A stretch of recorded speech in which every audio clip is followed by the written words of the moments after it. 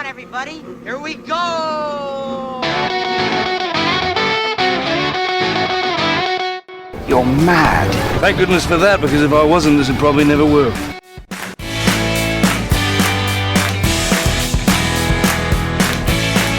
No offense, but I don't play well with others. Big man in a suit of armor. Take that away. What are you?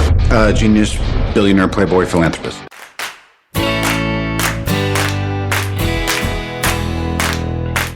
You stuck-up, half-witted, scruffy-looking nerf herder.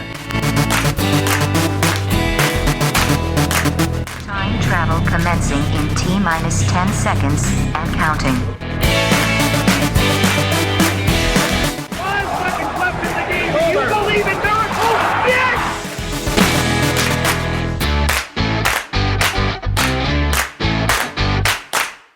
Welcome to the Disney Guys Uncensored, where we explore a lot more than just Disney. This is episode 105, recorded on March 22nd, 2021. We're your hosts, Drew and Bub. On tonight's episode, we're reaching into our Rolodex of guests and welcoming a new friend to the show, Bill Timoney, to his first ever Disney Guys Uncensored experience. Before we get there, though, guys, do you know what season it is, Drew? It's tax season, Drew. Well, it's tax season. My wife's an accountant. Of course, I know that. You should have known it was tax season. You know what that means? That quite a few Americans have some extra cash in their pocket this week. Yeah, I see. And what should they do with that cash, Drew? I think they should head it over to Patreon to get. Well, I think they should head over to the Disney Guys Uncensored official sponsor, Wish Upon Magic, an Etsy store specializing in magical keychains, water-resistant stickers, Mickey ears, and fluffy handmade home goods. If you mention the Disney Guys Uncensored at checkout, you will receive a magical freebie. Wish Upon Magic's in-stock items change weekly. So what are you waiting for? Head over to Wish Upon Magic on Etsy, where portions of every purchase go to the Make-A-Wish Foundation to help spread the magic. And while you're there, give them a follow on Instagram at Wish Upon Magic, or visit their website at www.wishuponmagic.com. Absolutely, Bob. And if you have any leftover coins there, head over to Patreon at www.patreon.com/the Disney Guys Uncensored, where you can get access for as little $2 a month to our amazing series that we just wrapped up with WandaVision, where we broke down every episode. It was an absolute blast. We had a ton of fun doing that, myself, Tim, and Bub, as well as other fun stuff that we're throwing out there. It also gives you access to our private chat that, is always there to talk and throw comments and questions to us. But, Bub, did you know this week is time to celebrate, because it is officially the Disney Guys Uncensored birthday. We have hit 2 years in the making. How does it feel? I mean, I tried to quit this morning and you talked me out of it. So that's fair. You try to quit. You try to quit every week. But yeah, it's a lot, guys. It is a lot. We've hit 105 consecutive weeks without missing one episode. We're here for giving you guys content. We do this because we love it, or else we wouldn't be here. It's simple as that. And we're here especially because we get the opportunity to sit down with some amazing people like we are tonight. And without really further ado, I don't want to keep them waiting any longer. Bob, who is joining us for this amazing episode this evening? Oh, that is Mr. Bill Timoney. And I'm sure some of you are saying, who? I mean, because I'll be honest, you may not know him, but I think you know his work. Yeah. You definitely know his work. So let's give you a little bit of background about Bill before we bring him on to the official show here. He's a titan of entertainment, folks. A man who has inspired generations of fans. A consummate professional who always recognizes his roots.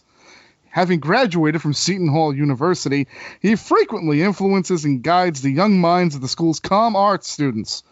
He instills wisdom and has a very grounded take on life and acting. And before we get to his work, I would like to share a couple of his own words with you as a, I think, formal introduction.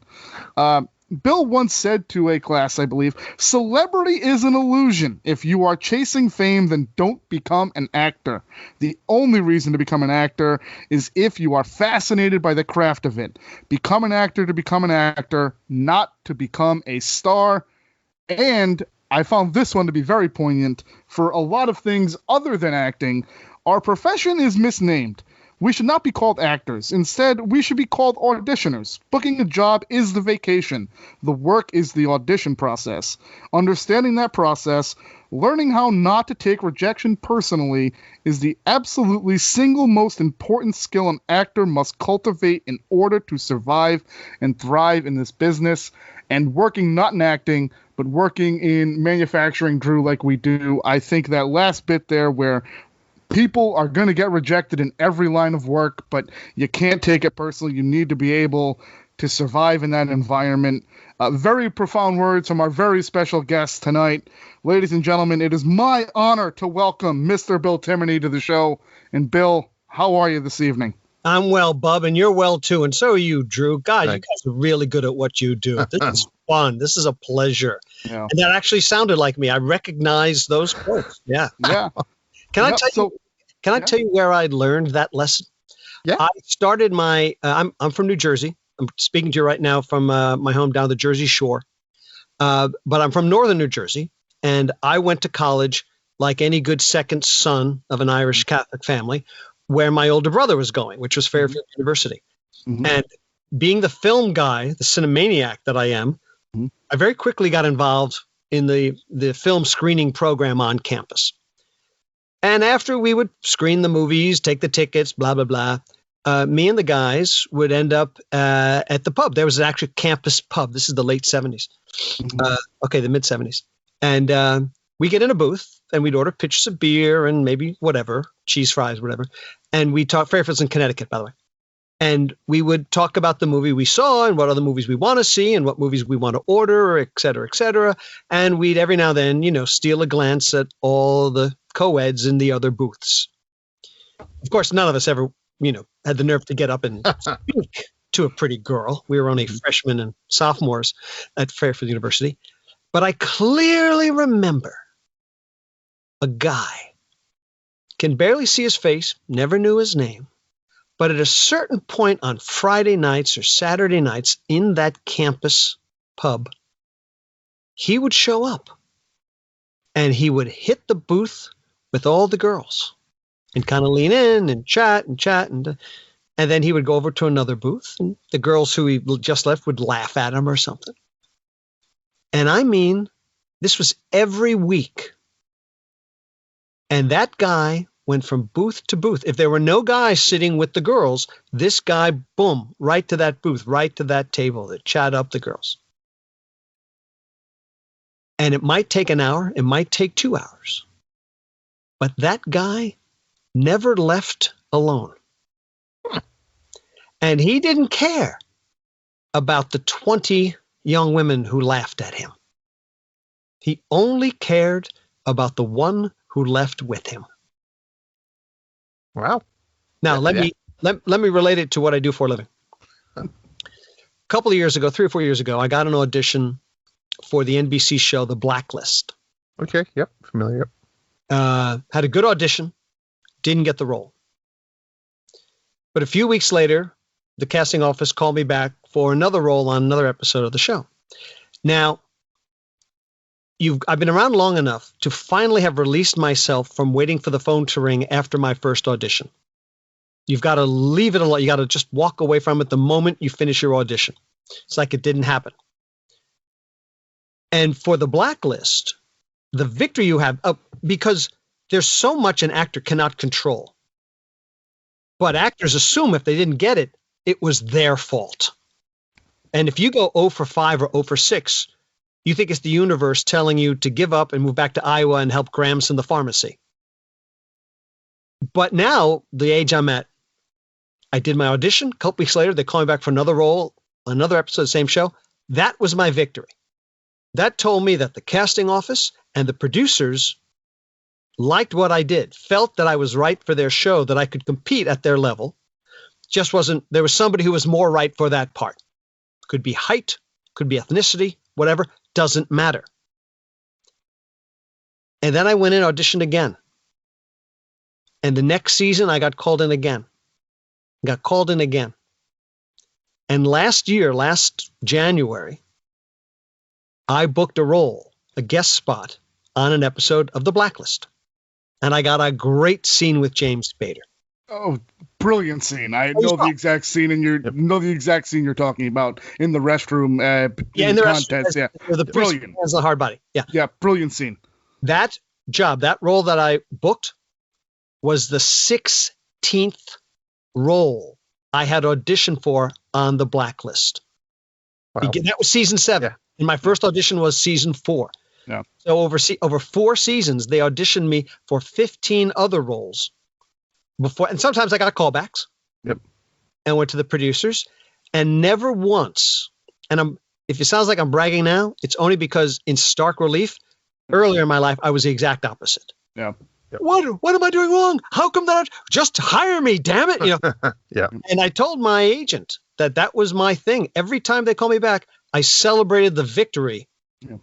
It was like getting the job, getting another audition for that show meant it was just a matter of time. And my agent said, "Would you please tell the rest of my clients that's how it works?" Right. Yeah. You did something wrong if they never call you back for that show. Right. You know, it didn't matter that it was 16 roles over 4 years before they found something for me. Mhm. I knew after like the 3rd or 4th audition, it was a matter of time before I got on that show. And by the way, the role I finally got was for me, it was the best of all those roles I had auditioned for. Yeah. That's awesome. No, No, that's a great story, Bill. I think I'll absolutely. tell you what, Drew. I don't know if you've seen the scene. The scene is just I have not. No. Great Now, stuff. now I'm curious. I'll tell you what though, Blacklist, one of those shows, low key great. Low key great show. Yeah. Absolutely. So And now that we know, go ahead. great crew. Yep. Really cool crew, starting with James on down, just awesome. Unfortunately, I was working with Clark Middleton as well. I did a nice scene with James, but I also had a lot of action with Clark, who passed away late last year. And he was fantastic as well. I mean, and he was an old movie guy. Yeah.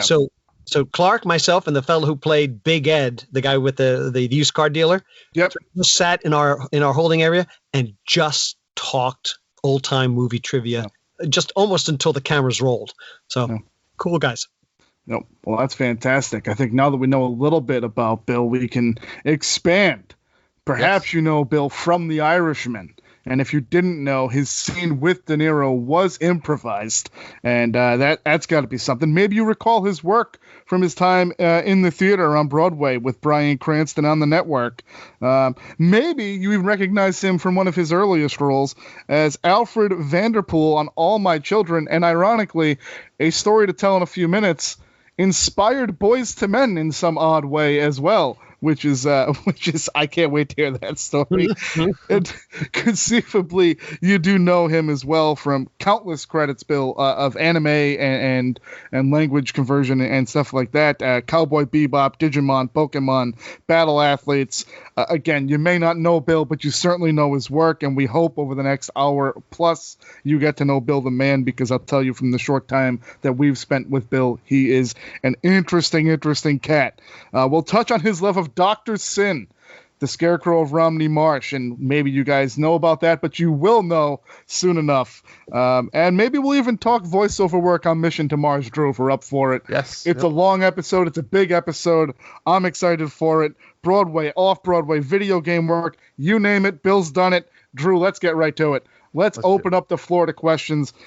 Bill, what was your childhood like? Because your adult life here, from just the credits alone, has been extraordinary. You've been everywhere. You've done a lot of things. You've lived a charmed life in the sense, in the sense of, charmed life in the terms of you've gotten work, and you just obviously said 16 times to get the role you got on Blacklist. So maybe it wasn't as charmed, but to be sharing a scene with De Niro and Scorsese, and that's improvised, and for you to be trusted in that type of role, it means that you're a generational talent in that instant, that somebody trusts you in that position. So have you always been this way?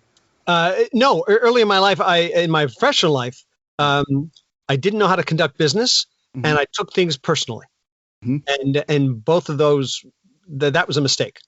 I've since learned both those lessons. I just learned them slower than I should have. Let me give you the allegory, if you will, for my life. It's the early 90s. I had a best bud who was the star of a soap opera, Loving.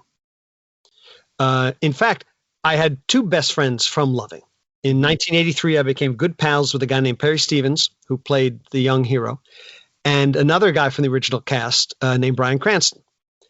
Cranston was fired after less than a year, and Perry was the guy, regular guy. Mm-hmm. Perry was perfect soap opera leading man look. Bryan was a little more charactery, and I was a character. I was playing on the show I was on. Mm-hmm. And come the early 90s, Perry and I had a nightclub act. He had seen me do stand-up. He asked me to introduce him when he was doing cabaret, and pretty soon we had a sort of a Dean Martin, Jerry Lewis routine, and we would do duets together, and we'd ask soap opera actresses to be our third, and we ended up playing like in Europe. We played in Hawaii. You know, we had this running gig at a piano bar in Manhattan for a couple of years. And one night we were out together. Me, my date at the time, Perry, his girlfriend at the time, who was on the soap opera Ryan's Hope, mm-hmm. and her roommate, who was on the soap opera Ryan's Hope, named Yasmin Bleeth, and her date at the time, who was a guy who had just been fired from Ryan's Hope named Luke Perry. So the six of us went to this place on Central Park South called Serendipity, which was just ice cream. Mm-hmm. And interesting, Nancy Valen was the name of the other actress. And interesting that both she and Yasmin ended up on Baywatch for a time. Mm-hmm. But, you know, Yasmin's pounding down the ice cream. And as we were leaving, Luke had an incredible physicality. He was scrawny. He was lithe. Like we walked under one of those construction, over things. And he would just jump up and grab the bar and swing up and hook his knees around it and do a twirl and come down. And now we're in Central Park South at Columbus Circle. And now we walked in a little bit, a beautiful night. And there's this enormous sycamore tree with this really enormous branch hanging out. And impulsively, Luke, Yasmin's his girlfriend, we're all on a sugar high. Luke goes running full speed at this tree. And just before he's going to hit it, he hits the trunk of the tree with the sole of his foot and the next sole of his foot and the next sole. And then he grabs that enormous branch and he swings around, and now he's standing on the branch. The guy ran up the tree trunk. Brilliant. Unbelievable. And to see Nancy and Yasmin and my date react the way they reacted was very impressive and then very horrifying. Yeah. Now, what are me and Perry going to do? I mean, how do you follow that up? Well, Perry, much taller, much broad. Again, ultimate soap hunk. If you look him up, you'll see. Perry looked at that branch, and he started walking away from the tree trunk to where the branch got thinner and thinner and a little bit lower.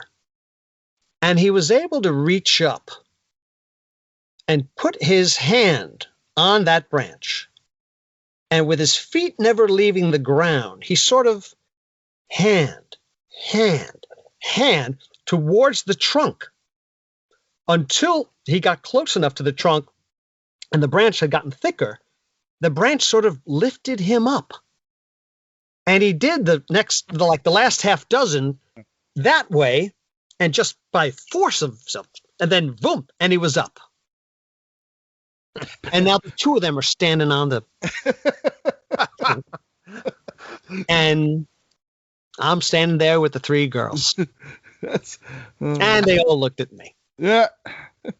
Now, you guys, I'm sure you know what Tom Hanks knew when he, at the Academy Awards one night, said, many people debate the greatest film ever made is Citizen Kane, it's Gone with the Wind, it's Vertigo. And Tom Hanks said, but I know what most boys know, that the greatest movie ever made is Jason and the Argonauts. Yep. And I'm going to take this when they got, Ray Harryhausen got, a Lifetime Achievement Academy Award. Yep.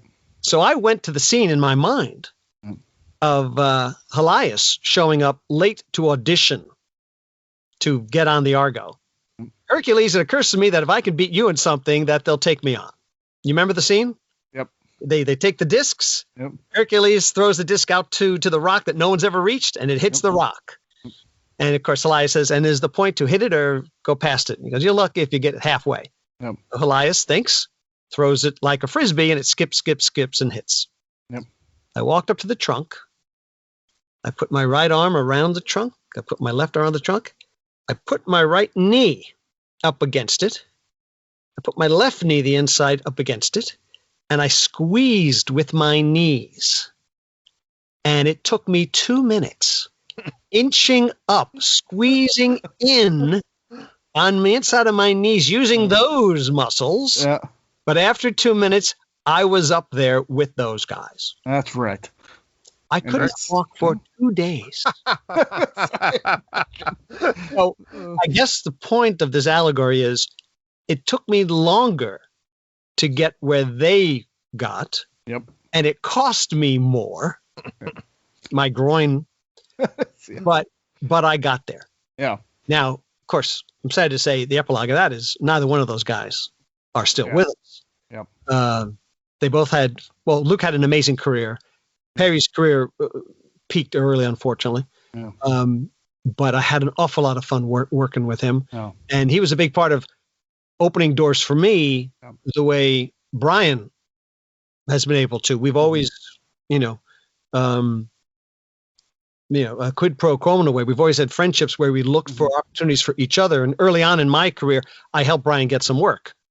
Mm-hmm. So that has in more recent years, swung the other way, and he's been very gracious about that. Yeah. He got me the audition for All the Way. He got me the audition for Network. Yeah. And then the director chose me to, I understudied him in Network. I understudied the Howard Beale Mad as Hell role. Hmm. The guy's a Scottish-Irish field officer. 212 performances. Never missed a single performance. Unreal. It's unreal. Guy's a legend. But great story, great analogy there, like you said, Bill. That's stuff that I find fascinating. That you're not going to read in any book, or you're not going to find anywhere, or anything like that. So those are great to hear. Well, I'm delighted that you guys like just this is sort of my, I do coaching of other actors on the side. And what I try to impart to younger people now is what I call the 2 eyes. You have 2 eyes, and that's how you should be going through life. You're searching for those 2 eyes, and those 2 eyes are insight and inspiration. Insight is, how does this work? How can I get what I want? Where do I have to go? Why is da-da-da? That's your insight, how things work. And the inspiration is, how do I keep going? And as an actor, if you don't hit it early because you look perfect on camera, it's not going to necessarily be easy, and you always need to get inspiration to keep you going. Yeah, that's a great way to look at it. True. No, that's absolutely true. Yeah, it's fair. It's funny. It's not necessarily funny, but so my wife and I, so my wife and I, we watch Riverdale for whatever reason. It's a fine show on the CW, and Luke Perry was Fred Andrews in the show. It's based on the Archie comics, and how brilliant was that? Yeah. So he went, let me take the old Archie comics, but make it Buffy the Vampire type heavy. Yep. Yeah. How brilliant was that? It was brilliant. Yeah. It was. And he was great. He was the heart and soul of that show. And that's no disrespect to the kids, KJ Apa and the girls, Camila Mendez, I think, somebody. And they're fine actors and actresses. They are. But having a guy like Luke Perry on that show was the heart and soul of that program. And, man, they did a tribute episode to Fred. I remember that, yeah. To Fred Andrews, and it was more a tribute to Luke Perry, and it was beautiful, and it was a great episode. And it's interesting that you happened, the first question off the bat, you have a story about Luke Perry. It's well, let me give you the last one then. Yeah. I'm living in LA. I turned 40. My career in New York had hit rock bottom. So I figure it's about time. Cranston was always trying to get me out to LA. So I move out to LA. Got a tiny little apartment, a tiny studio the size of a car parking space in Venice Beach, which at that time, if you were looking for trouble, Venice Beach was a real easy place to find it. And a guy, my mom spoke to a parish priest from my boyhood who said, how's Bill doing? How's his acting career going? And she said, well, he's out in LA, but it's been tough. No. And he said, well, I know a guy. Yeah, give me his number and I'll have this guy call him. Well, the guy turned out to be John Wells. one of the creators of ER and so many other amazing. Quite a friend to have. Quite a friend. And he had me up to the Fox lot, and we had a quick meeting, and he was working on something, and he gave me a bit. And that meant everything to me. That kept me going through a very dark time in my life where all I had was the occasional anime dubbing gig. And I was managing my apartment building, and it was this really tough building, calling the police on Saturday morning because one of my tenants down the hall OD'd fatally. It was not if I painted a picture 20 of what I'd be doing at 40, this was not it. Yeah, correct. And so John had me on. He was shooting a pilot for, I forget which network. And it was Luke's show. Luke was star of it.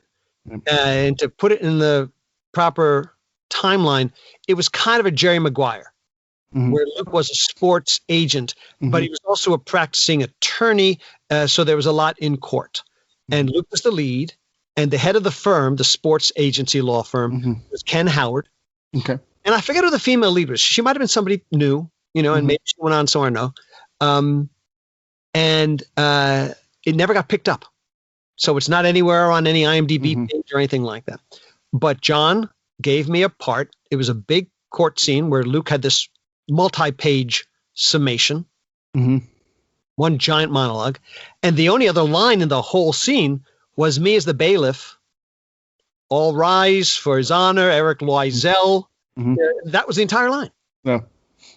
And I showed up. It was dark. It was that early. I'm looking. I hadn't seen Luke in ages. That thing with the tree was the last time I'd seen him. We weren't like, we knew each other through Perry and girlfriends. It's not like we had each other's numbers or anything. Right. And sure enough, I parked the car and I start walking. And who do I cross paths with immediately? Yeah. I go, "Hey, Luke!" And he looked up and went, "Morning. How are you?" I'm the tree guy. He's not going to remember you. When I knew him, he was a guy who had just been fired from his second soap. He had done Loving and Another World and been fired. And he was talking about moving to L.A. Yep. And when he got out to L.A., he got a job on the road department in L.A. County.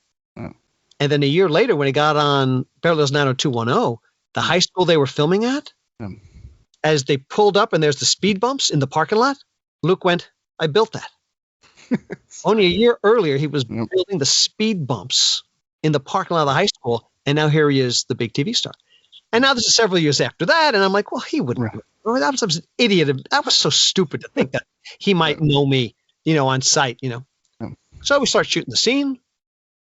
And we do my thing. And he does a couple of takes. And, there's a break. And you turn the room around for the cameras. And suddenly he's standing up next to me. Because I'm sitting at my thing. Because I'm going to stand up when the judge comes in. I'm going to make everybody come up. You know the scene. There's one line. Yeah. And suddenly I look up and Luke's standing over me and he goes, "What? You're not going to say hi?" And now I have to do the whole, "Luke, I didn't want to bother you. I didn't know if you remember me." I completely let him go from the morning thing in the parking area. And he might not have put it together at all. Or maybe half asleep. Maybe he finally did and went, "Oh my gosh, Bill Timoney." Yeah. We had a great chat. Yeah, that's true. And then he went, and because they're sitting at the table right behind me as the bailiff or whatever I am. Yep. And I can hear, I'm not supposed to, but I can hear the young lady who's playing the female lead. Luke sat down and she turned to him and she says, "Why are you talking to that guy?" Yeah.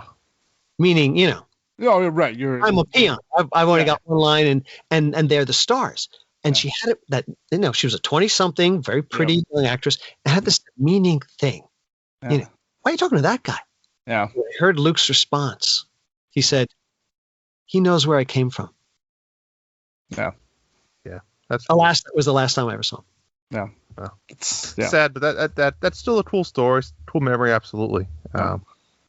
So, for me, for you, did you have a favorite medium as you came along? Do you prefer the stand-up stage? Do you prefer the improv? Do you prefer television and the film productions? Do you prefer the theater or the voice acting? What was your favorite? Wow. Yeah, my resume is either a testament to my versatility, absolutely, yes, or evidence of undiagnosed ADD. So when I'm a little kid, Yeah. in the 60s, growing up on creature features and chiller theater. Yeah. And my folks gave me a Super 8 camera. Yeah. And I'm in the backyard or down the woods with the guys, and I'm making my monster movies and my army movies. Mhm. Awesome. I was going to be a film director. Yep. And then, I saw some Broadway shows, and I loved that. But I had a very bad stutter when I was a kid. Mhm. I never talked. But I loved movies, and I'd be in the basement after we shoot the movies. I'm editing the movies, and I'm showing movies, and I love that stuff. So I was going to be a filmmaker. Mhm. But the only successful directors I could name as a kid were actors first. So I thought, I'll become a famous actor, and then I'll become a famous actor. And then in high school, I did a show. And I was very young looking for my age. Mhm. At 18, I looked 12. Yep. But I did these plays, these high school musicals, and girls wanted to talk to me. And that had never happened to me. Mhm. I don't think I'd ever had a conversation with a girl before I did a show. So I was like, I'm sticking with this. That's right. I love live theater. Mhm. Late in my life, having made it to Broadway now twice, and both in sold out hits. It's an Right. extraordinary experience. Amazing. Love working. I loved my job on All My Children, man. Yeah. They had wanted me to, if they had made a bigger thing out of my role, I would have stayed. I love that. I love doing stand-up. I wasn't messed up enough. I did it. Yeah, seems right. Fun. 100%. But, afterwards, they're all at the bar. And I mean, the really good stand-ups were people who were working stuff out, and they were not pleasant company. Yeah. And I just, at the time, I just didn't have enough stuff to work out. Now I certainly do, but not back then. But as a kid, my heroes are Bugs Bunny and Boris Karloff. So to get a chance to work in animation is a joy. Everything I've done, guys, I really like doing. Mhm. It's just like you've had to explain to our listeners. People don't know who I am. People who watched All My Children in the 80s. Right. They know Alfred and the whole Boys to Men thing. Yep. I don't know. I had a fun little thing on the Sci-Fi Channel a couple years ago on 12 Monkeys. So Yep, you did. Maybe some hardcore sci-fi people might know that. Yep. The anime crowd certainly knows me because I voiced a couple of really popular titles. Yep. But nobody goes. Listen, when Krantz and I became friends in '83, we do it on lunch breaks. We go out to Central Park with a wiffle ball and a wiffle bat. Yep. And we'd imitate everybody's stances. Here's your Stremsky's stance. Here's Mickey Mantle's stance. And we would talk about what we're going to do with our careers, going from daytime to prime time to features to writing and directing. He has done all of that and more, and I've done a fraction of that. And with that comes, finances. I've never done anything because of money, and as a result, I've never really had a lot of money, but I've had a lot of fun. So I guess your answer is yes. Yeah. Whatever opportunity I got, I loved it. It's a blast. Yeah. Excellent. That's awesome. Excellent stuff. And I think that goes to your character, Bill, and kind of the quotes that Bub read earlier. And I think that just makes it so much more special, right? When you're doing something that you love and you enjoy, and you have the opportunity to kind of float around in those positions. The film business is not an easy business, like you've said, and you know much more than I do about that. But the opportunities that you get presented and that one callback that you do get makes it worth that while. So it's awesome to hear it from that side of the fence. Yeah. Yep, certainly. So there's kind of a two-part question. And I think we've touched on your giving advice and how you coach people, and you've already mentioned the 2 eyes. What is the best piece of advice you've ever received about acting or performing regarding the business? And what is the best piece of advice? And maybe the 2 eyes is what you've given, the best piece of advice that you've given regarding the business. That's definitely the one I've given. That's the culmination of my 40 years in the business. But asking me the best piece I've heard is kind of like asking me what's my favorite horror film, because all I see are logs in a log jam. And I start stuttering again and smoke starts coming out. Because I collect this stuff. I collect actors' experiences, writers, directors, producers. One of my favorite pieces is something Marlon Brando said, not to me, but Brando said, just because they say action doesn't mean you have to do anything. But John, brilliant. The craft acting, that's a great piece of advice. Brilliant. Yeah. So that's great. That's fantastic stuff. So I guess last question for me before I kind of let Drew open the floor to Drew a little bit is, I have to talk. Yeah, I'm sorry. It's in his contract. I don't know if you told me. So what is your favorite voice that you've ever portrayed? And maybe it's the same thing as the horror film Logjam. Do you have a favorite voice that you've done, whether it's an anime or whether it's in a video game? Is there a favorite voice you've done? I have found a way to channel All My Children character, Alfred Vanderpool, in some of my different anime jobs. Now, Parn in Record of Lodo Swore is what I'm best known for. And I really enjoyed that because he was drawn kind of like the way I looked when I was in high school and college. So I would just lighten my voice and go back to that period of my life. But Madarame in Genshiken, which is a very good series, and Madarame is sort of very much Alfred. Alfred was very uptight. He was very smart, but he did not know how to speak to girls. And I was able to channel that with Madarame, so he was a lot of fun. I can't say favorite because I mix them up. I like to imitate others, and like I'll mix imitations of one famous person and another in order to come up with the voice I have. Mm-hmm. I will tell you that the very first job I did as a voice actor, like so many other things in this business, I got this job because I was willing to do something nobody else would do. It was the first anime of its kind, and it was a midnight film, and it was not for children. Absolutely not for children. And I got to say, now they put on more reverb, but at least this was my part of it. I got to say the line, "A virgin, what a special treat." I don't know if that's my favorite, but that was how I got into the voice acting business. So that has resonated with me. Excellent. That's cool. That's awesome. I'm doing something now that is going to drop next week. Awesome. It's on Netflix. It's a feature, animated feature from Russia. Okay. But it was prelay. By that I mean two kinds of voices, just in case you're not sure. Mm-hmm. You get something that's already done, animation or live action. It already exists, Mm-hmm.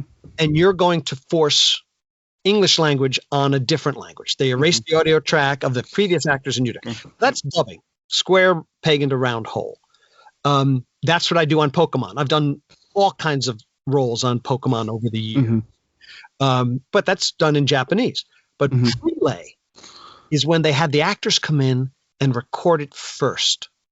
And then the animators go off and draw to what has been recorded. The most famous example, of course, is Robin Williams as the genie in Aladdin. But all those Pixars, all those Disneys, they're recorded first and drawn after. And that's a step up from dubbing. Yeah. My wife has one of the lead roles. Georgette has one of the lead roles in this new thing that's dropping called Secret Magic Control Agency. It's the Hansel and Gretel story, as if Hansel and Gretel were secret agents trying to control evil magic from good magic. It's very funny. It's for kids, but there's an awful lot of grown-up humor to keep them going. And Georgette plays Agent Stepmother, which is basically Judi Dench as M. And she's very, very funny. And I do in the climactic wedding scene at the end of the film, I'm the priest, which is I mix Peter Cook in Princess Bride. Okay. Oh, yep. And Norman Bird in The Wrong Box, which is one of my all-time favorite films. Michael Caine, Peter Sellers, Peter Cook, Dudley Moore. And Norman Bird is doing the eulogy at the graveside and, gets it all wrong. Kind of like Rowan Atkinson in Four Weddings and a Funeral. Yep. But I didn't do Rowan Atkinson. I did a bit of Peter Cook. I did a bit of Norman Bird. And I did a bit of Russell Thorndike, who is the voice. He's not the voice. He is the priest in Olivier's film version of Hamlet. Okay. When Ophelia's killed herself and they buried her in unconsecrated ground, and her brother Laertes says, after it's a real quick ceremony. He says, "What ceremony else?" And the priest says, "What ceremony else?" And then then of course Hamlet shows up and dives into Yep. the. Yep. And here's your segue. Russell Thorndike was a wonderful character actor in England for many, many years. Olivier would use him then in Richard III as another priest in that. Yep. Russell Thorndike was a member of his sister's company, Dame Sybil Thorndike, who was one of the great stage actresses of her time. And her brother had a very long, prolific career. He actually wrote his sister's biography. Mm-hmm. But he wrote a novel, too. Russell Thorndike is the author of Dr. Sin. Amazing. And here we go, kids. There it is. Yeah, it is. There it is. The moment he's been waiting for. That's right. Now, despite his illustrious career and all of the work that we've even touched on and things that we haven't touched on yet, you grew up around the time or around the television with The Wonderful World of Disney. I so did. So I'm 63. I'm born in 58. Yep. So 61, 62, 63. I remember where I was when the news of President Kennedy's assassination broke. But I have memories even before 63. Yep. And yeah, we lived for The Wonderful World of Disney on Sunday nights on NBC, especially when it was in color. Yeah. And Dad was able to get us a color TV. And, we lived in, the New York City metro market. So we had the 3 networks and the 3 locals. And I would put a pillow under my knees because even back then I was inches from that big TV and I wanted to constantly see what was on everything. Thunk, thunk, thunk, thunk, thunk, thunk, thunk, thunk. But Disney, especially Zorro, which I remember so clearly, and the song, even today, out of nowhere, I'll be driving and I'll start going, Zorro, Zorro, Zorro, Zorro. Yeah, yep. But even more so, Scarecrow, Scarecrow. Yep. Oh, yeah. All the time. When that thing came on, yeah. And I remember as a little kid, Babes in Toyland. I think my mom gave us like a coloring book, a souvenir book of Babes in Toyland. I had no idea it was one of Disney's great disasters. Yeah. We just knew that, and I didn't know Annette Funicello from Tommy Kirk from Ray Bolger. It was just really exciting for a little kid. Yep. Scarecrow. And I mean, Patrick McGowan. Yeah. It's a great program. And the song, and that cackling laugh and the framing of it. Yeah. Oh my God. Who directed Scarecrow? John Chaffee? It could be. John Chaffee, who directed Jason and the Ark? Yeah. Oh wow. Yeah. Oh wow. And Don Chaffee, who directed my favorite live action Disney film, The 3 Lives of Thomasina. Deep cut right there. Deep cut. It's deep. Deep cut. And it's funny. It's so a few years ago Disney released this Walt Disney Treasures series with Leonard Maltin doing an introduction on them. Oh, cool. And there's a DVD copy of Dr. Sin. And I will tell you that's the reason I even know it exists. And I own it. And I'll tell you, my kids, for whatever reason, love Follow Me Boys for whatever reason. And that song, similar to your triggers with Dr. Sin, I'll be driving, follow me, boys, follow me. And it's insane. And it's just, so it's funny because Disney itself, and have you ever worked with Disney proper live action stuff for? Well, there was a time that Disney owned ABC. Yeah, right. All my children was ABC, so there was some connection there. But I don't. And now Disney owns Pokemon. Yeah, Disney owns everything there. But really, the only Disney film I've done as an actor was Mission to Mars, and I saw it as a Brian De Palma film, and it doesn't really feel Disney. Maybe it feels a little Touchstone back when Touchstone. Yeah. Well, I stand by. We did an episode a couple of weeks ago, and I told these guys the best Disney film ever made was Tombstone because it was a Buena Vista picture, and it was a Hollywood Pictures film, and they laughed at me like I was crazy. I said, "Oh, Tombstone's one of my favorite westerns of all time was Tombstone." I'd put it top 10. I put it 9 or 10, but I'd make it top 10. Yeah, I mean, obviously, when you get into Stagecoach and some of the Magnificent Seven and the oh God, what the hell? There's one of them that's just. Oh, God.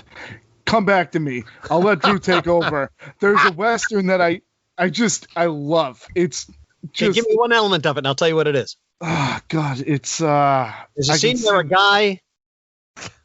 No, it's got Jack Nicholson in it when he was real young. Sure, it's Ride the Whirlwind. Is it Ride the Whirlwind? Yes. So that came on a 2-movie set with The Shooting. Yeah. That Criterion put out. And Criterion's Western collection, if you're into Westerns, or you probably know them all. Fantastic stuff on the Criterion collection. It was the collection. moment that his career changed. Yeah. The Philippines trip, if you know about that. The Philippines trip for the 2 movies for Robert Lippert are what changed him from being an eager young guy desperate to get in the movies. Mm. And when you see like his little bit in Ensign Pulver, the sequel to Mr. Roberts that nobody ever talked about, or, you know, the notorious Little Shop of Horrors, you see that, or The Terror. Oh my God, The Terror. And oh my God, The Raven, you know, they're unwanted. Right. He comes back from the Philippines making those 2 movies for Lippert, and he's figured it out. And Monty Hellman was the director on them. Yeah. And on the way back, they put together that idea for those 2 movies, The Shooting and Ride the Whirlwind, that they shot back to back out in, I think they shot them in the Mojave. And that's what, and they're actually both very well regarded in Europe. Yeah. And that's what really puts him on his path. Yeah. It's funny. I hold Jack in a very high regard, if I can call him Jack. If he listens to the program, I hold him in very high regard in terms of his acting. I just something about a good Jack role that I just love. But I think, not that I've taken enough of your time, but I think Drew's got some questions for you lined up. Maybe more theatrical questions, and then we can catch up on the other side with some other stuff. So Drew, go ahead. I'll have the salmon, and if I could get that orange glaze that you had for us last time, this time with pastrami rice, okay? Thanks. Seems fair. For a side of asparagus. Now, Bob, I mean, it's not often where you're always my trivia guy, but next time I need a trivia partner, I might this is your guy right here. Bill seems like the guy that you just have a little bit of knowledge of everything. But all right, may I tell you, prior to the internet, 80s and 90s, those late night phone calls were never drunk ex-girlfriends. Well, usually they were guys like Cranston who were at a bar and somebody was going, this guy is telling me that there are 3 Magnificent 7 movies and I think there's 4. Who's right? You know, and I said, what's the bet? $10. Magnificent 7, Return of the 7, Guns of the Magnificent 7, and the Magnificent 7 Ride. Yeah. The only one that was shot in the United States is the one that doesn't take place in the United States, and that's the final one. It's supposed to look like spaghetti western because of Lee Van Cleef is playing Chris now. George Kennedy and Guns shot it in Spain, and the first 2 were shot in Mexico. See? I used to get those calls all the time. Oh, that's awesome. So yeah, let's talk a little about your theater career, Bill. And I'm gonna start in 2010, and I know you had a lot more before that, but 2010 really jumped out to me. It seemed like a big pivotal point in your theater career, and maybe correct me if I'm wrong, but 3 big things happened, right? In April, you had an off-Broadway Soho Playhouse as a standby actor in The Irish Curse, which really, you ended up standing in a lot more, which really gave you some recognition, which I believe led you to some other roles, which was in August, the Pitch and Palin part of the New York International Fringe Festival. But then in December, you had the opportunity to work with your lovely wife at the Arkansas Repertory Theater for an adaptation of A Christmas Story. That must have been a blast. So I knew Georgette. Well, I didn't know Georgette. When I transferred from Fairfield after my sophomore year to Seton Hall, because I started to get work on the soap opera All My Children. They started to bring me in for background extra work. I started getting commercials, and I thought I could live at home and cut a class at Seton Hall to go into audition, but I couldn't do that from Fairfield. So that was why I transferred schools. Okay. And there was an actress a year ahead of me there at this school, who was a fiercely good actress, a frightening human being. But on stage, she was fiercely honest. And I got cast opposite her in a bunch of shows. We did Jean Ennui's The Lark. She played Joan of Arc, and I played the Dauphin who fried her. And working with her helped me transition from being a performer, like the High School Musical energy, to being an actor who inhabits a role, who is not pushing it and performing and showing, but who is listening and reacting. And her kid sister, who was in high school at the time, used to come see the shows. So I would hear her name, but I don't think I ever met her. And then once I left Seton Hall and I got on All My Children, She was now at that college, and I'd go back to that college because I had friends who were still doing plays there as undergrads, and she'd be in them, and she was clearly the best actor of anybody there. But we only had 2 conversations in 20 years. And then something happened. I came back in like 2000 and from LA, and I did a show and ran into her, and we had one of those, oh, it's you moments. We were married a year later. Wow. And we've done 7 equity productions together. I also brought her into dubbing, and she's so good at anime that the producers started hiring her. Clients started hiring her instead of me.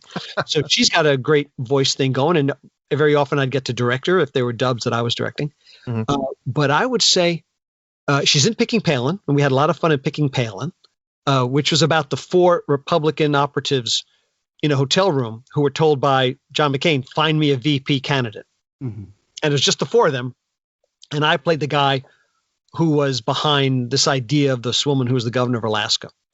And the other 3 are horrified about it, but I bowl them over, and I'm really obnoxious and bad about it. And not surprisingly, the New York Post gave me a great write-up. But yeah, we auditioned together for Christmas Story. There's 2 versions. There's a musical version and a non-musical. Okay. And we booked Ralphie's parents. I played the old man in the non-musical version. And yeah, that was a great time too. Much fun. Love sharing the stage with Georgette. That's awesome. That's amazing that you had the opportunity to do that. Yeah, not many people can say that they get the opportunity to work with their wife and that they want to work with their wife. So yeah, I've heard other people say that to both. They said, "Oh, you guys work together?" I'm like, "Well, yeah, that's why we got together. We want to be together." Yeah. So then in 2014 was another big year where you had the opportunity to work with a damn good friend, Bryan Cranston, in All the Way, which was a 2-time Tony Award winning play. Mm-hmm. But the most interesting part of this story is you played 9 roles, Bill. I mean, that's amazing. I mean, you got to tell us about that. I got to tell you, Drew, I would love to sit back and keep quiet and listen to you puff. But the bottom line was, I mean, I said a word here. I said a line there. I was just changing clothes. I'm a Secret Service agent here. I'm a congressman there. I'm a senator here. I'm the White House butler here. I'm a reporter there. You know, it's just, it was just changing costumes more than anything. Well, but it's not. Let me tell you and your listeners, and especially Bub, the most interesting part of that job for me is how I got that job. Okay. Ryan called me. He said, I'm shooting the next to last episode of Breaking Bad. He was up in the snow above Albuquerque shooting. I remember that episode. Yep. With Robert Foster. By the way, you know what Brian's first job was in this business? No. Please pick up his memoir, A Life in Parts. I actually helped him certain things. Yeah. He would call me and go, I want to do this. I want to do this chapter about my dad writing. He was one of the screenwriters on The Beast with 5 Fingers. And I would go, no, he's not. The Beast with 5 Fingers starred Peter Lorre. Your dad was one of the co-writers of The Crawling Hand, which starred Peter Breck, Allison Hayes, and Alan Hale Jr. That's what, you know, so I would do that. I would remind him of some of the smaller aspects of his life. Mm. And he said, after this, it's all about movies. But the New York office of my agency told me there's a play that I've been offered, and they think I should do it. I don't have time to read it. Please read it for me and let me know what you think. So he sent it to me. 3 pages into the second act, I put down All the Way, and I called him. And I said, you cannot say no to this play. He said, really? I said, you cannot say no to this play. About a week later, 2 weeks later, he'd finally wrapped the whole series, and he called me and he went, you're absolutely right. I cannot say no to this play. So he accepted the job. Now that was in like February that year. Come May, they're auditioning, and he asked the director to audition me, and they do. But the only track that's available to me, they need a much older character actor, so I don't get it. And then in August, Brian calls me again. He goes, all right, I'm up here in Cambridge to do this play. I've made a big mistake, and I need your help. He said, I spent the summer promoting Breaking Bad and going down to Texas and meeting all of LBJ's old friends and getting the accent down, and I haven't learned the lines. It's Friday. We start rehearsals on Tuesday. It's a 3.5-hour play. I'm playing LBJ with these massive speeches like soliloquies. I'm really screwed. Can you be up here tomorrow? They put me in a 2-bedroom condo at Harvard Yard. Pack a bag. I'll pay you. Help me learn these lines. So I took the job. And the first week was rapid fire fast. We block a scene, we run it, we move on. Block a scene, and da-da-da-da-da. And by the time they reach Sunday, we're going to run all the first act. We never go back. We don't go back until Sunday. Now, what had Brian been doing for the past 5 years? He's been learning half a page of dialogue, right? Go over it the night before, learn it in the makeup chair that morning. Yep. You know, when you do TV, especially when you have the character down, you know, there are ways to learn fast. And he was overwhelmed. He was actually terrified. The only time I've ever seen him scared was when his wife gave birth to their child, and the baby came home several weeks before Robin did because she had a very difficult birth, and it was touch and go there for a while. Otherwise, he's a very confident guy. And now we go with All the Way here in Cambridge, Massachusetts. And Saturday, he tells me, I'm having these dreams, these nightmares, these fantasies. I got to get out of here. I'm going to fall flat on my face here. And there are Breaking Bad fans everywhere. He'd go near the theater, and they're standing in the bushes coming out to get him to sign swag, you know? Yeah. They don't want his autograph. They want to make money off him. Yeah. He says, I'm having this fantasy of one of them coming out and, you know, Tanya Harding, Nancy Kerriganing me. Which would be great because then I could get out of the show without quitting and looking bad. And then I thought, no. And he's telling me this as we're walking to the theater that first Saturday. And then I thought, no, I'll have Billy do it. Billy will know how to hit me just enough that I can graciously get out of the show without really hurting me long term. And I said, did you work out the part where Billy evades justice? Which he had not. So here we go, Sunday for the run through of the first act. And now we're going to do the next week. We're going to do the second act. And then the week after that, we got audiences. We're never going back to do things. Massive monologues after monologues. And when he goes to rehearsal, he has scripts coming in and he's having me look at the scripts and give him my opinion. That's when Trumbo came in. Okay. He came back from rehearsal one day and I went, you can't say no to this. He went, again? I said, I'm telling you, Trumbo is it. Yep. And he got his Oscar nomination for it. Yep. Anyway, Sunday morning, we're walking to the theater for the run through of Act 1. And he goes, we're getting out of here. But I can't have the papers say that I quit. But tomorrow, we're going to be back with our wives. So I've worked out what I'm going to say. I'm going to tell them, well, I needed another week, and they're going to counter with, well, we've already sold the preview audience tickets. We can't reimburse them. So I will have given them an out. I make it their choice. It was interesting listening to him work these machinations of how he's going to quit, but not make it look like it's his fault, you know, because it would hurt his reputation. Creative differences, I think it's referred to in the trades, or artistic differences. So he goes through it with me, and he goes, before we start, find Robert, find Bill, playwright, the director. Tell him I want to meet him a half hour after we wrap today at such and such a place. I said, sure. He goes, don't tell him what I want to talk to us. Of course not. So Brian goes backstage, got in costume. I see the playwright. I see the director, Robert, Bill. Brian would like to know if you guys could meet him a half hour after we wrap here at the fountain over there. They go, oh, sure. Okay, Bill, fine. And I go, okay, he's going to quit the show. And they both go white. And I go, here's what he's going to say. So prepare your answers now to talk him out of it. Yeah. And sure enough, they never gave me up. They never looked at me. And we still to this day have never talked about it. And by the way, Brian still doesn't know I did this. Well, let's thank God Brian doesn't listen to us. They had him neutralized. They were like, well, it's about the lines. And they go, Brian, you should hear what everybody around here is saying. They're all stunned. They thought you were a TV actor who wouldn't be able to. Said, you are. We've got an opening night not knowing if our leading man was going to remember any of his lines. And you're so amazing. We see how hard you're working with Bill during the breaks. And so they neutralized him. And we're walking back to the apartment, and he goes, we're going to have to stay. we're going to have to go through this. Yeah. You didn't tell him what I was going to talk to him about, did you? And I went, Brian, of course, you asked me not, you told me not to tell him. Of course I didn't. That's To this day, I don't know if he knows that there was no way I was going to let him quit. I said to him, in fact, he writes about this in Life and Parts. As we're walking back to the apartment, I go, there's the Charles River. I said, look down there. I said, look downriver. Look at those bends. I said, you're worried about things that has already happened. We've already done the show. It's been a huge hit. You've won all these awards. We took it to Broadway. It was a huge hit. It won all these awards. We made a film version of this film, of this show.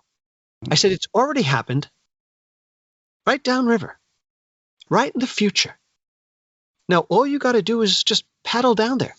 You don't have to think about or worry about, is it going to happen? It's already happened. Wow. Now just connect the dots, man. Just paddle downriver to it. Mm-hmm. And that's the part he shares in his book. The other part I don't think he knows about. So the show opened. The show was a big hit. Yep. I packed my bags. I haven't seen my gal in about a month. And Bill and Robert take me aside. And they say, would you stay? We hadn't opened yet. We're still in previews. Yeah. I said, well, they said, we'd like to hire you to understudy what turned out to be basically all the other white male roles in the show. Not Martin Luther King, not LBJ, but damn near everybody else. Yeah. I'm going to understudy. They said, we watched you. You know the show. I didn't dare tell them, well, I know Brian's lines. I don't know everybody's lines. Right. They said, but it'll be a union actors equity scale contract, which actually was less paying than what Brian was paying me. So I was about to say no when they said, and if we move to Broadway, we'll make sure that you're in the cast. I picked up the phone and I said, honey, I'm staying up here. So that's how I came to be in the Broadway show, because I basically saved the show. That's right. So, and the guys decided to put me in it, because I was a good team player. Well, I mean, it's absolutely amazing story. I'm glad I brought it up. Maybe not for your 9 roles, but it's obviously an amazing story. So let me end the theater questions with this one, Bill. Okay. If there was one show out there that you absolutely love, that it would be your dream role to be in, theater production, what would it be? Sleuth. I'm maybe 13 years old when the film comes out. I remember the Broadway show's advertising, but my dad read a review that sounded like it was a little more adult for me, so we did not go see that show on Broadway. But when the film came out, my dad decided I was old enough. So the two of us drove down to the Fox Theater in Hackensack, and we watched Laurence Olivier and Michael Caine in the film Sleuth. And I was just crazy for it. And my sophomore year at Fairfield, I met a guy who was a graduate student in the communications department there. And the two of us pitched the idea of doing the show. And we did Sleuth at the little kind of, it was kind of like a stables that had been converted into a little theater. Mm-hmm. And we had a great time. I played the Michael Caine role. So yeah, before I check out, I'd love to play the Olivier role in that film at some point in time. But I got to tell you, somebody out there in regional theater has got to do network. And when they do, I mean, I'm the guy who understudied Brian on Broadway. I would love to get a shot to play that role in front of a live audience. So I gave you 1 and 1A. That's right. That's see, my one for you in the limited, the hour and a half that we've been speaking to one another would have been the Wizard from Wicked, and that was the original Joel Grey role. Right. And I will tell you that I feel like your presence just on this screen that I'm looking at would be fantastic. And I saw the original cast when I was in college. We had I was taking a theater class. We took a trip up when they were doing preview shows. Oh, that's awesome. And Joel Grey was great in that role. And I don't know, just got that vibe. I would put you in Wicked as the Wizard of Oz. Is it a singing, dancing role? It is. Yeah, I'm not much of a singer. I mean, I can warble, with Perry. No, that's okay. Yeah. That's okay. Yeah, it's not a huge, which is weird for a guy like Joel Grey that it's not this huge show-stopping number, but it was a little bit more of a contained role that I've seen Joel Grey in. So I'm telling you, it'd be a good one. There are two kinds of actors, I'll tell you guys. There are Hamlets and there are Draculas. Hamlet is a 4-hour and 15-minute long show. Hamlet, the character, is on stage for all but 15 minutes of those 4 hours and 15 minutes when Fortinbras is coming around, if you do the whole thing. Yep. And when Hamlet's on stage, Hamlet is talking. And there's Dracula, the Hamilton, Dean, John Balderston stage version. It's a little more than 2 hours. Yep. The character of Dracula is on stage for only about 16 minutes of those 2+ hours. When he's off stage, all everybody does is talk about Count Dracula. And then finally you walk on stage and your first line is, "Good evening," and you bring the house down. That role, the older you get, particularly, you stop looking for Hamlet, you start looking for Dracula. So that of the wizard in the wind, that certainly sounds like a Dracula type role. Yeah. So you know what? I'm just gonna. It's off script here, but at this point, who the hell cares? I gotta ask the question. You've mentioned monster movies. You've mentioned Dracula. Now you mentioned I believe. I don't think did you mention Boris Karloff earlier? Yeah. Maybe. He was my first hero. Yeah. So, do you have a favorite classic Universal monster that, if given the chance, you would portray? What a fun idea. Well, I got to tell you, it's the guy who got me into this. I was never a leading man. No. It was Dwight Fry. I mean, his Fritz his Renfield in Dracula, and then his Fritz in Frankenstein. Yeah. That in 1 year. Yeah. And here's a mind blower you may not know about Dwight Fry. In the second half of the 20s, he's a very successful Broadway actor. In fact, I'll give you 2 things about him on Broadway. There's a famous play by a guy named Pirandello, 6 Characters in Search of an Author. You may know the title, you may not have ever sat through it. It's this very existential play where everybody comes on stage and they realize they're characters in a play, but the playwright hasn't written them yet. It's a very esoteric, very cool show. Yep. And Dwight Fry played the role of the son in that. That was his, I think, Broadway debut. Yeah. And it was a big deal. Then he did not play Renfield on Broadway. He was not in the Lugosi Dracula that opened in 27. But in 25, he's in a play with Lugosi called The Devil in the Cheese. The Devil in the Cheese. He was a prolific stage actor. And when he started a family and moved out to LA to find work in film, Dracula and Frankenstein happened for him right away. Yeah. I think what I like, and then of course he got so typecast and he said, what idiot am I playing this week? And it's kind of heartbreaking that he just got smaller and smaller roles playing the same thing. And it didn't make sense because you're like, wait, that's Fritz. You got killed 4 films ago. What? Now, you guys know about Dwight Fry and Bride of Frankenstein? I'm vaguely. He's got the scene where Ernest Schlesinger, who's Dr. Pretorius, is down in the crypt and they're taking out a body, and it was a very fresh one. Where did you get it? It was a police case. But he's down there with Dwight Fry and another actor who are like his 2 assistants. Yep. And they're sort of creeped out by Pretorius. Yep. And as they scuttle away, because he wants to be alone, he wants to enjoy his wine and his cigar and his bread on top of the coffin. Fry has a great line. If we have to do much more of this, what do you say we turn ourselves in and let him hang us? The guy goes, I'm with you. And he mutters, this was no life for murderers. And then, of course, the monster comes out from the shadows and he and Pretorius have their conversation. Yep. There's another shot later on when they tie up the monster. And it's that whole, Christ metaphor and he's being and all that. And E.E. Clive as the constable. Look at you. You called me to solve this. Yep. And he, where is he? And it's a 2-shot. Fry's leaning up against a tree, and he just gestures up there. Yep. I get no cooperation at all. Yep. There's something in the 3rd act of Bride of Frankenstein doesn't make sense. Suddenly, there's a rampage of dead bodies. The little girls who are coming out of Holy Communion. Mm-hmm. Where's Maria? And they look down in the bushes, and all the girls scream. So the monster's killing children? Yeah. The original script has Dwight Fry's character as a serial killer committing all the murders. Oh. And they decided in post in order to shorten the running time, to eliminate all that. So he still has the one scene in the crypt, and he's got that 1-2 shot with E.E. Clive. Right. But there's more, because suddenly the monster is killing children. No, he's not. It's Dwight Fly's character, and that was all excised, and which infuriated Karloff. Yeah. As much as the first one where they cut him throwing the little girl in because it made it look like he did something more to the little girl. Yep. Correct. Yep. Yeah. So I guess as much as I love the Wolfman, not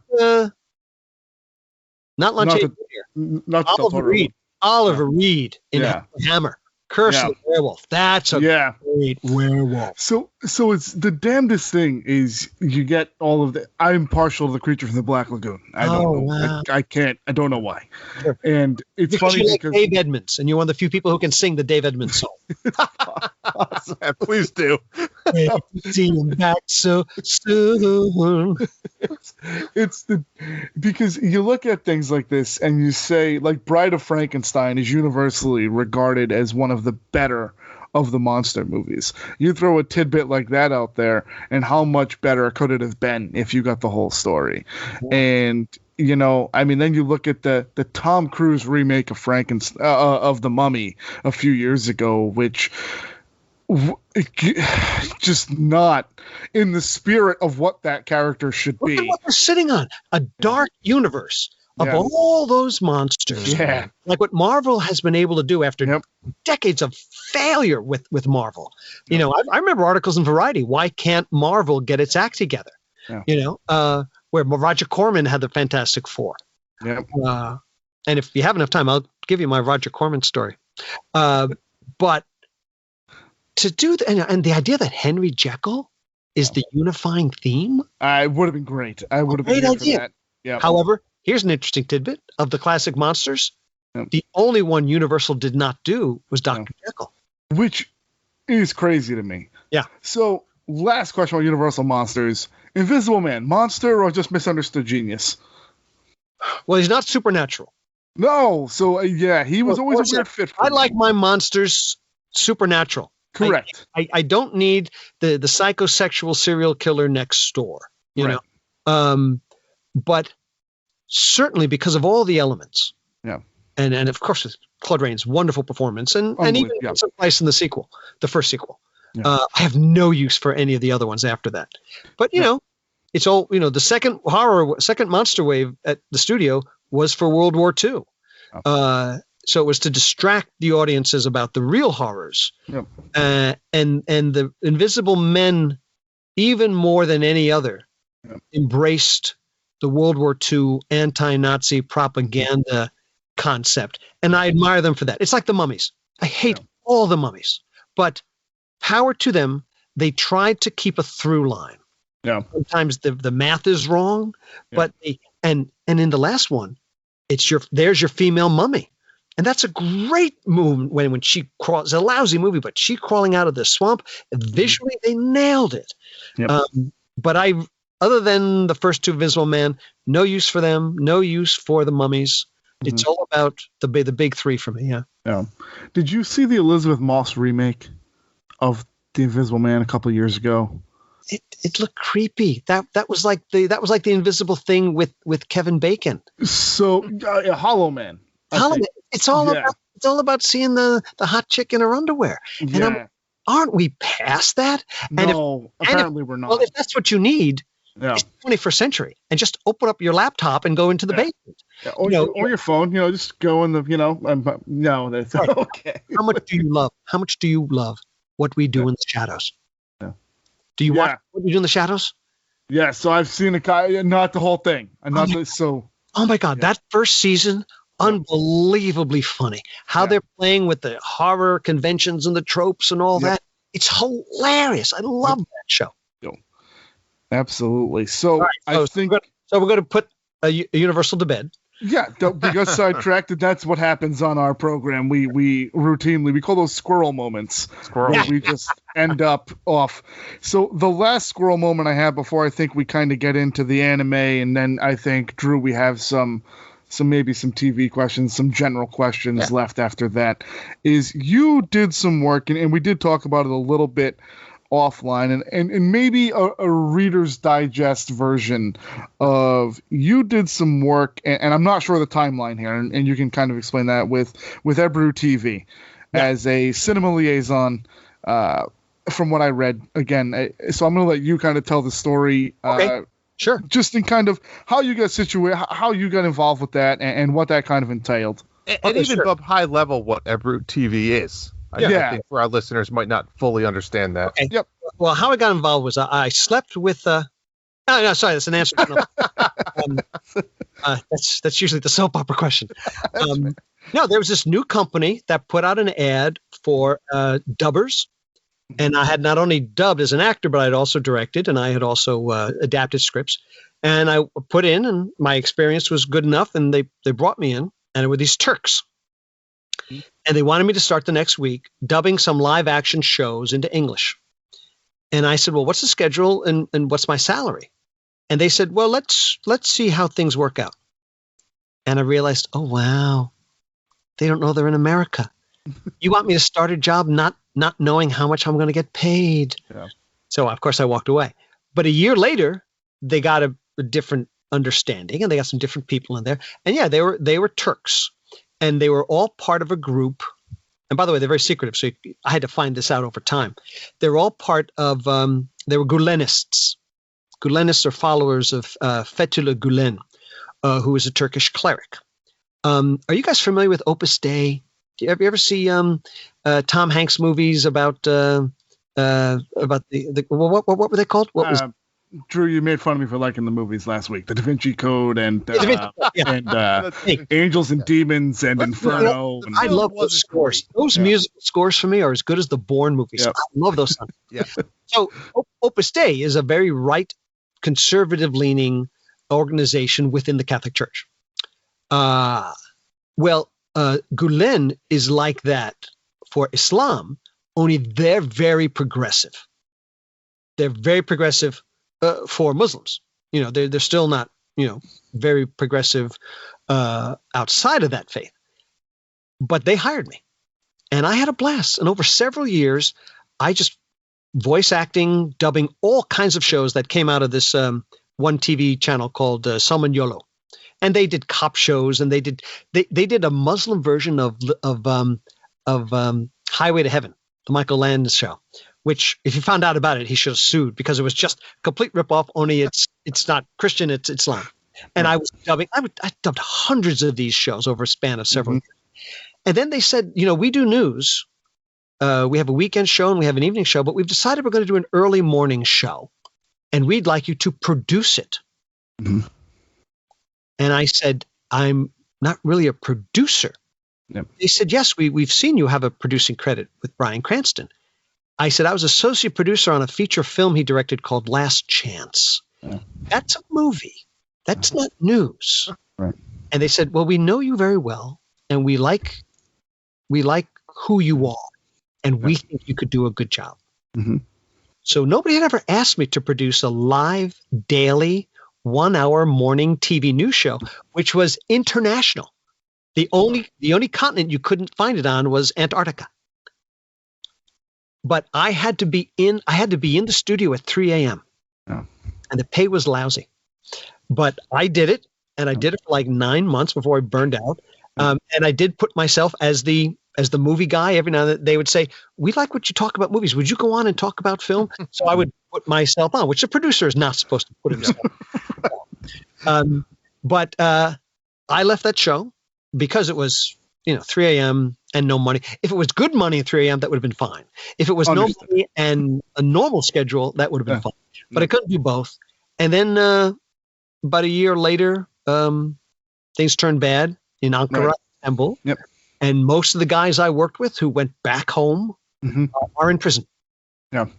Erdogan, when he blamed the insurrection on the coup, on Gulen, who is a pacifist, and all Gulenists are pacifists. Right. But he locked them all up except for Gulen Bey, who lives in the Poconos, and hopefully is going to stay there because there are people who are trying to get him back. Erdogan put a price on his head. Yep. Former friend, by the way. Erdogan used to be a Gulenist himself. Yep. He's a strong man. And as Cantor, who's a guy who I host some shows he does. He does these sponsors these events for young people. It's an Olympiad of poetry and dance and song. And when they do the American heats around the U.S., I'm very often the MC for the shows. Yeah. Well, that's excellent. I mean, and I'm glad. Thanks for sharing that story. I know it's, in some circles it might be considered a taboo conversation to have, but I think here we don't really have. I don't think I'm going outside of the U.S. for any time soon. No. And I'm also not a high-profile guy, but I also know that it would be foolish of me to go on vacation to Turkey.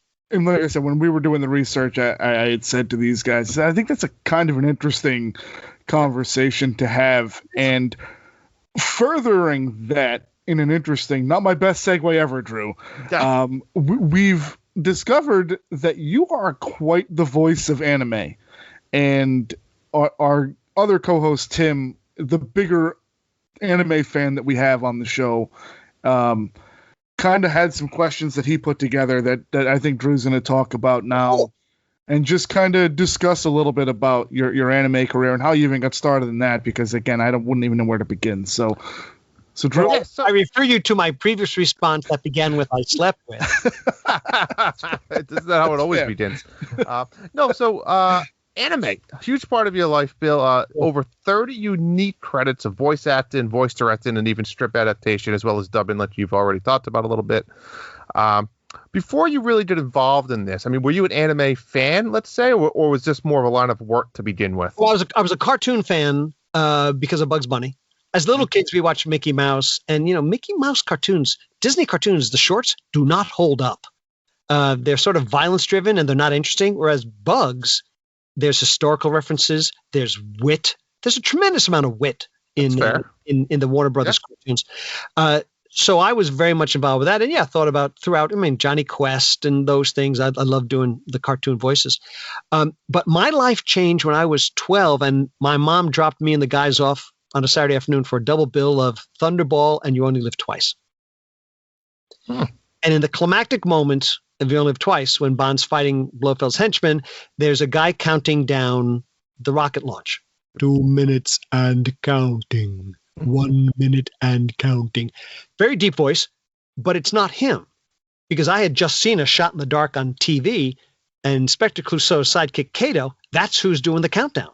But that's not his voice. So the Bond films as a kid even helped me understand that voice work is a very common thing in movies. It's just a very anonymous thing. For example, Goldfinger. You guys know Goldfinger? Oh, yeah. Who plays Goldfinger? Gert Frobe, right? Okay, yeah. The actor's name. That's the actor you're looking at. That's not his voice. Another actor is the voice of Goldfinger.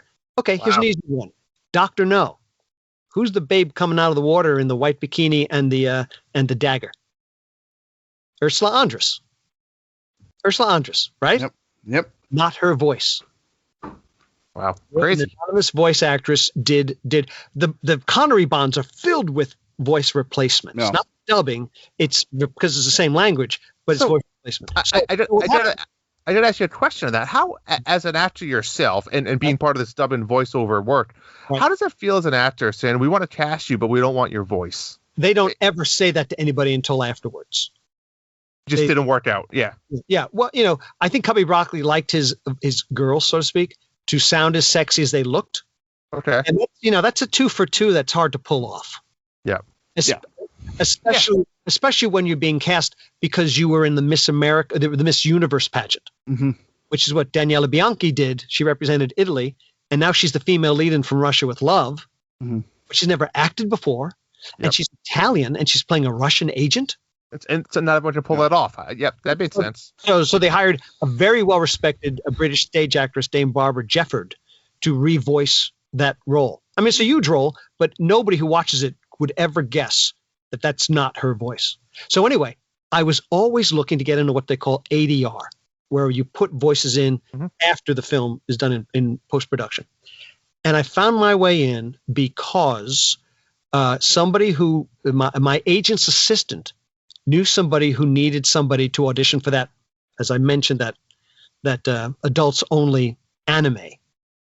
And I made my peace with what the material was, and I got the male lead, and I worked so fast that they started having me do other roles, changing my voice here, changing my voice here. I got whole scenes where I'm doing scenes with myself in that movie. That's cool. That's crazy. And the people there in the studio went, "We really like what you do." And then they put me on a feature film the next week, which was live action, doing additional voices or replacement. And that's my ADR career. Started in 91-ish, and that's still like my main source of income. Bruce Willis in The Sixth Sense, the first scene, he gets shot in the belly and he's lying back on the bed and he's gasping and groaning. No, he's not. That's me doing his gasping. Wow. That's awesome. Hannibal, the Silence of the Lambs sequel. Gary Oldman in his wheelchair. Hannibal talks his aide, Jocko Ivanek, to pitch him out of the wheelchair into the hogs, and he shrieks in terror as he's being devoured by the hogs. No, he's not. That's my shrieks. That's awesome. I'm the one doing the screams for him. Because, by the time you get in a post, it's months later, and those guys are off on other pictures. You're not going to pay him a ton of money to come back just to do screaming and groaning and breathing and all that. Bowfinger, the Eddie Murphy, Steve Martin. I'm the voice of Minehead. When Eddie goes to Minehead and he's in the elevator, you hear the droning, "Welcome to Minehead. Welcome to Minehead." Yeah, I'm the voice of Minehead. Wow. So that's something definitely I'm going to say the average movie watcher doesn't recognize, right? Nobody. And it's kind of an unappreciative position, right? Or really, I mean, you're putting in a lot of effort too. You're probably studying that actor and how they talk and how they would do that scene. Yep. And now you're adding that in, like you said. And it's in seconds. Yeah. To the mic, you're shown the footage once. The script is in front of you, if it's a script, or otherwise you're improvising. Yep. And you're matching exactly what you're seeing. You're connecting your energy to the actor's body movements. You don't have to go, "I wonder if I should whisper this or shout it, or how should I play it?" You don't have to, because it's like in anime, it's drawn that way. In a live action film, it's already been filmed that way, and you give it what you see, which helps with the authenticity, and it helps you keep your disbelief suspended. That's awesome, and like you said, that happens, I'm sure, more often than people recognize. Constantly. That's awesome. All right, so but your Tim, is this Tim you said? Tim's our co-host. Yep. And he has another question for the anime. He has a couple. Yeah. So he says here, you've been involved in English dubbing for anime since the early 1980s, long before it was considered early 1990s. Yep, a big part of the American entertainment landscape. How did you get involved with anime industry so early on, which we kind of talked about, right? Yeah. But I think the point he's trying to make here is it's never been more popular today, right? We talked about this actually in a previous episode. Pokemon is considered one of the number one franchise in the world. It's amazing, right? How do you feel that a lot of your early on work really helped mainstream the popularity of all these things, especially in the United States? Well, it's not so much my work as how they're drawn and the stories they tell. You guys are too young. When I was a kid, there was anime on American television. We just didn't know the word. But Speed Racer and Gigantor and Kimba the White Lion, even Astro Boy predated that. And I don't remember Astro Boy, but I remember all those others. And I remember the first two lines of every one of those theme songs. And then that next wave happened when you guys were around, which was Sailor Moon and Dragon Ball Z and Akira. There was another one. Oh, and then Miyazaki. Bringing in all the Miyazakis. All right. You guys are Disney. Why did Disney pick up all the Miyazaki films? I don't know. Oh my God. No. I'm not sure why they did, but yeah. Well, and they were Totoro and Howl's Moving Castle and all that stuff. And they would have celebrity voices, Princess Mononoke, who was a Claire Danes, I think, voices Princess Mononoke. It was to dissuade Miyazaki and his people from suing them. Oh. The Lion King. That's right. Yep. Is Kimba the White Lion. Correct. Yeah. Yep. Which was the early Miyazaki. Yeah. And with Hamlet. It's a mixture of Miyazaki and Hamlet. And it took a big chance because at that time they didn't know if that would fly, but it worked out very well for the Das Ubermaus. That's awesome. So one final question, maybe not necessarily an anime you worked on, but what would you say your all-time favorite anime currently is? Wow. I did a thing. I script adapted and did some smaller roles on a dub of something called Magical Witch Puni-chan, which is really far out. In fact, Jimmy Kimmel used to show a clip of this anime on his show. It was a clip of a potato killing itself, committing harikari by peeling himself and diving into the boiling pot of water while the carrots and the mushrooms were crying for him. It is a wacky, it's only 3 episodes. Mm-hmm. And yeah, I love Lotus War. I love Gokudo, which is this huge show I did, and it's what I'm most proud of, a 26 episode show that I did all the stuff on. And then I'm really, really proud of that. But if you're looking for a quick hit, Magic Witch Puni-chan fits in a parody of Platoon in the middle of it. It's really nutty. But Gokudo Swordsman Extraordinaire. Okay. I went hog wild on it because the licensor was not paying us. But my producer loved the show so much, he kept paying me and the actors out of his own pocket to keep the show going. It took us a year to do it. Mm-hmm. And as a result, they never asked to see my adapted scripts to approve them. So I started doing wild stuff. I stayed true to the spirit of the show without necessarily going word for word with the translation. And that's probably the show I am most proud of in my career. It was my adaptation, my directing of the cast, and my own voice work in the series known as Gokudo Swordsman Extraordinaire. Now, is there anywhere today that we could view this? Oh, yeah. It's all over the internet. Okay. It's Netflix, or you got to buy it on Amazon, but all those things are so easy to find. Yeah. All right. I'll have to look that one up. Then. I really hit my stride in volumes 3, 4, and 5. I go crazy. Absolutely crazy. I don't want to give you. I know we're running out of time, so I don't want to give you an example, but that's okay. I did it in the spirit of the Bugs Bunny shows, of the asides and all. Yep. Stuff. All right. So obviously, you had anime was a big impact on your life. However, film though, I know we haven't really done too much of the film, but there's a few film things that we can't overlook. Mm-hmm. You mentioned Last Chance a little bit earlier, which again you had an associate producer credit. You were part of the film, but the one that stuck out to me, and you don't have to tell me the story behind this one, stunt coordinator. Yep. Do you have history in stunt work, or? My thing was I loved as a kid doing the stunts, shooting the Super 8 films in the backyard. Mm-hmm. And then just out of college, my first show in New York was a production of The Three Musketeers, which was on the low library steps in the Columbia University quad, which gets a lot of attention early on in Ghostbusters. But we had D'Artagnan fighting Richelieu, all in the fountain and all these places. Not Richelieu. Who was the bad guy? I forget. Anyway, so I did a lot of studying of stage sword fighting. Loved it.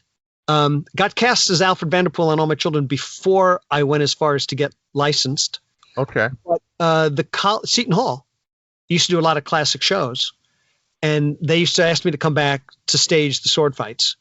And my first goal would be make sure these young maniacs not get hurt. But I got some fun stuff. The Cyrano I did for them, I'm really, really proud of. And I did the Scottish play, and I did Romeo and Juliet and those things. And then, when we did Brian's movie, there's going to be a little fight between he and Tim Thomerson, and he had me stage it. And then when I came back to New Jersey, I would answer ads. Somebody was looking for somebody. And, I was low rent at that time. People who do it for a living probably were pricing it too high. So, I did it as a sideline, and I got to do some fun little horror films. I hope to still do them again. I really like doing that stuff. Yeah, there's something about independent horror films that are just a blast. So much. Anybody listening, find me on Facebook. I'm available. I want to work. Yeah. Wait. Give me another take on that with less whining.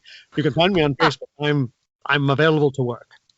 That's awesome. Like I said earlier, I had the opportunity to work with Robert Englund on a independent horror film, and the guy is a treat. He is a character, a storyteller as well. Awesome. But it's so funny. You watch these films, and you sit on the other side of the camera, and it's he plays this. Everyone knows him as this horror freak of Freddy Krueger, right. And then as soon as you're on the other side of the he's the nicest, sweetest guy in the world, and it's funny to see those things. Sure. Firsthand, absolutely. I forget the actress's name. She played the Grande Dame on General Hospital for many, many years. I'm going blank on her name. But as an ingenue in the 40s, she worked at RKO, where Val Lewton was doing, he brought on Karloff for some of those films. And she was signed to RKO. So she did several of them. I think she's in Bedlam, and she might be in The Black Room or a couple others. And she also was in their comedies. And she gave an interview once where she went, I always wanted to work on the horror pictures that always upset everybody because Boris and everybody else, they were having so much fun and we were laughing and laughing and laughing until the moment they said roll them, and then they'd all jump into it. And the moment they said cut, everybody's laughing again. She said when we did the comedies, everybody was deadly serious. Well, that's not funny. Well, how can we make that funnier? She said, so I always preferred working with Boris and the other monster makers. That's awesome. So, being a Disney-focused podcast, in a way, we're branching out a little bit. I got to ask you, how was it to work with Disney in Mission to Mars? You were the famous computer, right? Voiceover. So, what was that opportunity? What was that like? It was a very intimate thing in that I auditioned for it while I was doing group ADR on another film, and in New York, that stuff in the 90s was all done at the Brill Building. Which, as you know about from, was it Carole King and all that stuff? That was the real building, all the recordings. Well, in the 80s and 90s, it's a big film post-production place. Mm-hmm. And they had me go down the hall with some other people to audition for the voice of the computer. And a couple days later, I found out I got it. And I went in there, and it was just myself and the woman who was the post-production audio supervisor. And she handed me a note, and it was from Brian De Palma, the director. And I was disappointed. I was hoping De Palma would be there because I wanted to work with him. And the note had 3 words on it. Don't be Hal. I mean, so it's tough in science fiction being a computer not referencing Hal when you're doing that work. I got to think. Yeah. Hey, look, Christopher Walken has made an entire career going, how is this role always done? So how different can I do it? Right. Which is the genius of his drill instructor in Biloxi Blues. Everybody expects Lou Gossett Jr. or Lee Ermey or something like that. Yeah. And Walken walks on screen for the first time and he goes, Paulin. And you go, what? And by the end of it, like, it's genius. Yep. Sometimes, yeah, you do make the choice, not organically, but based on what the audience is expecting. Yeah. Especially in a horror film. I hate it when guys who don't know horror make a horror film thinking they're going to da-da-da, and they're doing a bit that you saw 15 years ago. Yep. The audience, the public craves innovation because the key to any good storytelling is surprise. Yep. So don't give me something I saw in It, the Terror from Beyond Space. And if you're going to do it, which is what Dan O'Bannon did with Alien, he basically took It, the Terror from Beyond Space, which I was just watching before I came on with you guys. It came across, I was flipping. I went, oh my God, it's It. I was 6 years old and It, the Terror from Beyond Space. Horrified me. It's, of course, hilarious to watch now. Right. But if you're going to do it, move it forward, man. No. Yeah. So I'm voicing the computer. I have 2 scenes with Tim Robbins. Mm-hmm. Tim Robbins has already shot his stuff. And, somebody off camera just read the lines, which, by the way, is what happened in 2001. Yep. And, okay, what's my concept? Well, I'm not going to be Douglas Rain. I can't sound like, I'm sorry, Dave. I've been having some difficulty lately. Mm-hmm. Can't do that. But I like the idea of being only on a track somewhere in a machine. You know, you talk about making a sound and grounding it. It's organic. You're within yourself. You're in your body. Well, this guy doesn't have a body because he's not a guy. Right. So what I did was I used only air. That's all I had. There's nothing but the air. And I made every single word like it was recorded separately. Like when you get, welcome to Movie Phone. Your selection today. Yep. Yeah. Amityville Horror 4, The Possession. With show times at 7:30, 9:45. So I did the computer like that. And then, of course, as the spacecraft is dying, running out of air, since my decision was to make him only air, oxygen level 45%. And then I get lower and I go, oxygen level 37%. Just less and less and less. Not that he's dying the way Hal is dying, but just that he's losing the only thing that he is, which is air. It's genius. That's awesome to see, especially to see from your side of it, to see how you team through that. All right, so the last big one, we briefly touched on it, but I'd love to hear a little bit more on it from your side of the fence. You had the opportunity to work on one of the biggest Netflix hits in a long time, but some of the biggest names in Hollywood, The Irishman. You got to do a complete improv scene, right? With Mr. Robert De Niro himself. What was that experience like, and what did that really mean to you as an actor? Everything. It's not just a top 5 moment in my career. It's a top 5 moment in my life. I got cast that summer.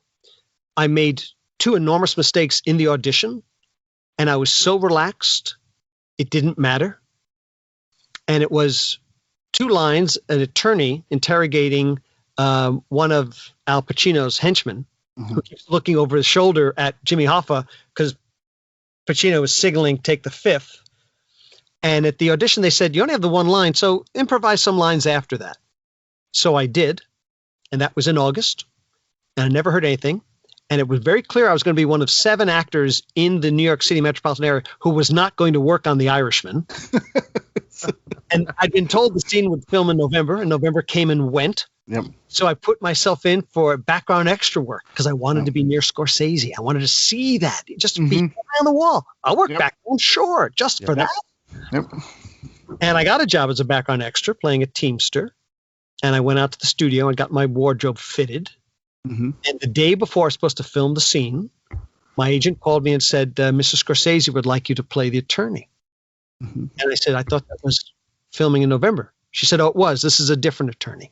I said, oh. So I had to quickly call the guys and cancel out of playing a background extra. And the week before Christmas, which was the end of their filming until the break, I was sent the script. You're playing the prosecutor at De Niro's second trial, Frank Sheeran's second trial. And I looked at my pages, and there's a testimony speech from De Niro, and that was it. It doesn't not only is there no lines for me, it doesn't even say prosecutor. Right. Just a speech. No, I listen to you. No, you listen to me. I never gave Boffo a dime. And what Boffo did with his money, that's his business. I'm just trying. So it was that speech. And now we film on January 6th. We're back in. And I hit my spot. And there's a guy who looks like De Niro sitting in the witness stand. And suddenly the first AD says, hi, Bill, has Marty told you what he wants you to say? I said, no. Panic moment. Woman comes up to me with an enormous laptop, 4 times the size of our laptops. Hi, Bill, I'm the so-and-so, and I'm the historian. Now, this was a real trial. Frank Sheeran in 1980. And about 2 minutes later, she calls the first AD over, and she says, Bill knows more about this trial than I do. Unlike my youth, when I would have waited to be told, like any good Catholic kid, ring when you stand up, ring, this is when you sit down. I'd spent the entire Christmas holiday memorizing everything about Frank Sheeran's trials. That's awesome. I memorized everything. So suddenly, the first AD says, Bill, I'd like you to meet Mr. Scorsese. Quickly passed behind me. Hi, call me Marty. And I did half up to shake the hand. Yep. Frozen, he's gone. Yeah. We shot in the Bronx County Courthouse. It was packed with background extras in the gallery and everybody. There's the jury. There's all the judge. Everybody. Everybody saw me do the half. I missed it and all that. Yep. And then suddenly there's a ring, and everybody settle. And the guy who looks like De Niro isn't sitting there anymore, and now it is De Niro. And Scorsese said action, and that was it, man. That was it. Yep. So in that moment, I gotta ask. I mean, you're shitting your pants, right? I mean, to put it clear, I mean, obviously you have your professionalism, you have your experience, right? But like you said, this is a dream come true in a way, right? Well, okay. Since you went there, Drew, He did. it was a blizzard, and I had some trouble getting to the set, Bronx County Courthouse, just above the old Yankee Stadium, right field. Yep. And there was a moment, I forget what meal I had, but there was a moment that some pressure built up, and I found myself thinking, oops. And I'm glad I brought a change of underwear. So, yes, Drew. Yes, I did. This guy. My scene is at the 3-hour mark, and you can think about that when you. But I was in such a different place that didn't bother me. Nothing bothered me. I figured I'm the prosecutor, so this courthouse is mine, and I got to put this scumbag in prison. But the other half of me is, I got to help Bob. I got to help Bob get up to. No, I listen to you. No, you listen to me. Yeah. So I've got that, and I've also got Boffo. So, action. Mr. Sheeran, you, your wife, and your 4 daughters currently reside in 14347 Ashwaubenon Valley Circle in Ashwaubenon, Pennsylvania. Is that the correct address of your home, sir? Yeah. That's where we live. And you've been living there for the past 5 years, is it, Mr. Sheeran? Yeah. Your backyard overlooks the Ashwaubenon Valley Creek, doesn't it, Mr. Sheeran? Yeah. So I'm giving him all those facts. Yeah. How many times has Eugene Boffo been in your backyard, been a guest in your home? What are you talking about? Oh, come on, Mr. Sheeran. Sometimes when the girls have their Holy Communion, the first communion, you've had guests, you've had a barbecue in the back. Sometimes you wheel out the TV to watch the Phillies games. Don't you do that, Mr. Sheeran? Yeah, I do that sometime. He's going with it. I'm giving him stuff, and he's going with it. Yeah. And Buff Serva, and and now I start nailing him on the graft between he and Boffo. And now I let it get 1, 2, 3 minutes, and I'm letting it get more and more and more. And when I feel that I'm aggravating Bob enough, I go, you're not listening to me, Mr. Sheeran. Now listen. No, I listen to you. No, you listen to me. Yeah. So I get him to that place. Yeah. Yep. We say, cut. Marty walks up to me and he goes, yeah, like that. And he walks away. Yep. So the next take, I'm sorry, I know we're going long, but I got to give it to you. No, that's it. It's all right. No, please. So the next take, I don't do that. Yeah. Mr. Sheeran, you are currently the president of Teamsters Local 144.5, located at, and I give him the address of the office in Delaware. And I see De Niro's eyes light up. He knows I'm not going to just give him the same thing take after take. Yep.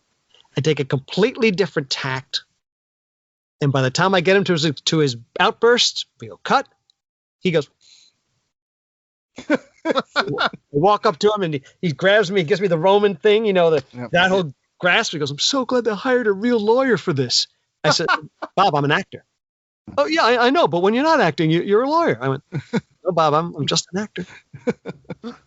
Third time we do it, again, whole different thing. Yep. And after his outburst, I don't let Marty say cut. I start all over again with more different information. Yep. And I get him to his outburst again. And then I start again, and I just keep going round and round until like 3 or 4 times. Then I step away, and Mr. Scorsese figures out, now that I'm not talking, he says cut. And now he starts changing angles, and now puts the camera on me, which I did not expect. I did not expect to be in the movie. Mm-hmm. And then the guy who's sitting over there in the defense table, who I thought was another background extra, is not. It's Ray Romano. And now I'm running this place. I go, Ray, do you want to get in on this? Marty, you want me to give Ray something he can object to? Great idea, Bill. Yeah, Bill, give me. Okay, yeah, what you want objection show cause or badgering the witness or a question? Yeah. Give me there. Is there a question in there? So we're doing all this stuff, and we did it 4 hours.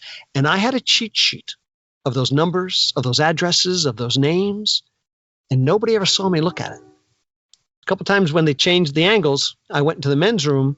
I would quickly look to see what I hadn't used yet. Mm-hmm. Nobody ever saw me look. And all the information I was using was real, to the point where De Niro went down to his trailer and came back.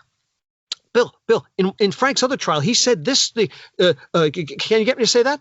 Sure, Bob. Marty, do you want me to say it and have Bob repeat it, or do you want me to draw it out of him?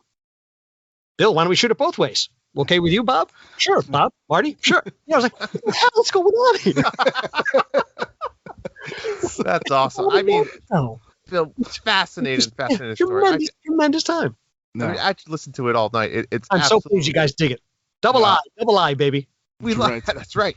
I mean, I would ask you what your favorite film you've ever appeared in, but I mean, I think it's now a given. I have to assume it's The Irishman, unless there's another one out there. You know, I haven't. My voice, there's been a ton, but on camera, I really haven't done on film as much as I've done on TV. So yeah, I would love to. I'd love to get some bigger at bats for feature films. Yeah. Well, just our time with you. I feel like it's coming. I mean, you're absolutely a scholar and a gentleman, and it's been a blast. But Bob, I think you have a couple more questions that we want to before we wrap up. It's funny you talk about television because you've been in some of the best television series of the last 20, 30 years. I mean, we talked about Blacklist. You've been obviously Malcolm in the Middle. I think we know the connection there at this point. Blue Bloods, Mr. Robot, 12 Monkeys. Mr. Robot, fantastic show. 12 Monkeys. And Sam Ismail, who's the showrunner on that, the creator, great guy. Yeah. Love working with him. Yeah. I mean, is there a series that you might have had the opportunity to work on that you missed out due to prior engagements? Is there a series you would have loved to have worked on in the past that maybe you weren't necessarily at that point in your career? Robert, who wrote All the Way, Robert Schenken, they had a bit for me when they shot the HBO film version. Now, I was very involved with it, doing voice work. Our looping team, you know, I made sure that they got the job, just like Trumbo. You know, our team did the Trumbo job. And Robert had a fun little thing for me. It was one line, and I'm on the set. I flew out to LA, and it was a Friday, and they didn't get to it. And they said, "Could you stay till Monday?" And I was staying at Brian and Robin's house. Yeah. And they said, "Stay the weekend." I said, "Sure." So I changed my flight, stayed the weekend, went back to set on Monday, and they didn't get to it. They had to shoot something else, and they put my bit again at the end of the second day, and they didn't get to it. And they were losing the set, so they had to move on to something else. So Tuesday, I flew home, and about 2 weeks later, I got a call from Robert. We're able to get that set back, and we've worked that scene back in. This is Wednesday. It shoots Friday. Can you be on a plane tomorrow? And I said, to film Friday? He said, yeah. I said, Robert, I got Blue Bloods on Friday. Ah! He screamed on the phone. Yeah. So it went to another actor. It was just one line, but it was a really cool scene. And it was I would have liked to have done that. But hey, if my biggest complaint is I missed out on one line, I think I'm doing okay. Yeah, I think you're doing all right, and clearly that has certainly been the case here. Obviously, you're primarily, television-wise anyway, it's the Alfred Vanderpool role, and I need to know the Boys to Men story before we go, because I just don't understand how that inspires Boys to Men, but certainly maybe there's more to it than that. Then I shall tell you. Alfred starts in 82. Alfred is a preppy nerd, bow ties, sweater vests, chinos, penny loafers, dorky glasses, who's a brainiac, but he does not know how to talk to girls. So he was the comic relief character in the show's very popular Greg and Jenny storyline. It did that from 82 through 85. And then the storyline it disappeared, and I went out to LA. There was evil Liza, Jenny's bad boy brother, Tad the Cad, and also a black couple, Jesse and Angie. And at the time, nobody was doing a black youth storyline in daytime TV. Right. And Darnell Williams was amazing as Jesse. He was fantastic, and Debbie Morgan as his girlfriend. So a lot of urban blacks watched All My Children just for Jesse and Angie. And sure enough, cut over to the High School for Performing Arts in Philadelphia, where they have All My Children on in the cafeteria during lunchtime. And these four high school guys who have been doing a lot of singing together are watching that show for Jesse and Angie, but they all really dig the preppy nerd Alfred Vanderpool. They go to a Biv Bell DeVoe concert, and they're able to get backstage to see Michael Bevins. And they sing for him. And on the spot, Bivins quits his group to manage these guys. They name themselves Boys to Men. Yep. And they give themselves all on-stage names, aliases. But what's popular at the time? The gangster rap, the really tough stuff with the leather vest and the chains and disrespecting women, and very aggressive stuff. And they want to go against that. They want to go back to the Four Tops. They want to go back to the Drifters. They want to go back to smooth harmonies. So as part of that, they're trying to come up with their look, and they go, how about Alfred Vanderpool? Bow tie, the preppy vests, the chinos, the penny loafers. And I had nothing going on. And one of my roommates came home and said, there's a group. I just bought, there's a bootleg tape I just bought on the corner, and they named it after you. I said, well, what are you talking about? Sure enough, Boys to Men decided that they wanted Alfred Vanderpool's look, and Nate Morris took the name Alex Vanderpool, and he would say he was Alfred's cousin from Pine Valley, and they called their look the Yuppie Yup Alex Vanderpoolera. So the name Vanderpool appears in the music videos like Motown Philly. Like if you remember the video, I'll Make Love to You. The setup is a guy who owns the security systems installing the security for a beautiful woman, and he's got his company's van and his employees, and you can see on their jackets and on the van, it's Vanderpool Security Systems. So they would work in Vanderpool, which was my parents. Huh. Clever. You inspiring one of the great R&B groups of our generation. I mean, I wouldn't say I inspired their creativity, but certainly that. You know what? Damn it, no, Bill, we're giving you credit for Boys to Men. That's what we're doing tonight. I would be remiss before we wrap things up. You did do some work in video games, I believe, for the Hack series, which actually a fairly generally well received game over in Japan and lesser extent here, but Metacritic, all four of the entries in the game went from about a 70 to an 85 out of 100. So certainly decently respected video games, I guess. Drew could probably speak more to Metacritic's metrics than I would. I would say we're going to end then on a downbeat minor key note, because I did about 15 minutes of work on that. I was dubbing another anime. I think I was dubbing Trigun or something. Yeah. And they had me come into the booth after we wrapped, and I think it's a computer voice, or some kind of yeah. And I just did like people who do the time. You just say the numbers and all that. It was. I mean, I know James Earl Jones did the first Star Wars in about 25 minutes. Right. But that's what I did it was maybe 15. I wasn't syncing to picture. All those things were wild, and they were going to cut them and echo them and replace them and redo them and all that kind of thing. So it was a very, very minor blip in my career, but I'm glad it's gone as well. So it is interesting, because the follow-up for me on that is you obviously did a ton of work with your voice, and that clearly you've talked about it and the video game thing. Do you think, in your opinion as an actor, that generally speaking, video games, anime, animation, voiceover work, does it get looked down on by actors, in your opinion, in terms of work?